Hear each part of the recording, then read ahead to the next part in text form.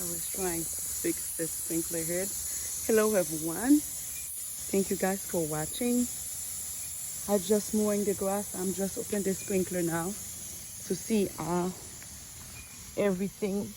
Because I like when I finish cutting the grass to make sure the grass is not dry.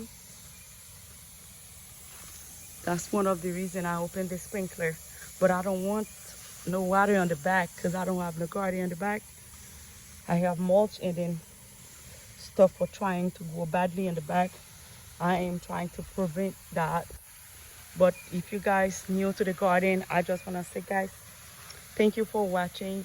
And that big beautiful edge you see with those beautiful red flowers, I make them from cutting. I hope in the future I can bring some to where I'm going, because I love these flowers so much. You see, these flowers can make a living edge. It's a beautiful plant. I purchased it, I think 7 years at Lowe's, 7 years ago at Lowe's. Yeah. And of course, you see, I just mow the grass in that wharf or whatever the name of that base, try to make a pile of dirt over here, which is, I can't stand of them. But yeah, that's, oh my God, yes, the sprinkler is open on the back.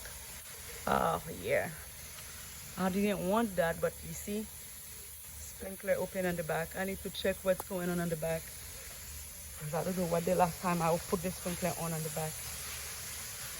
Oh, I had to work fast. Sorry guys.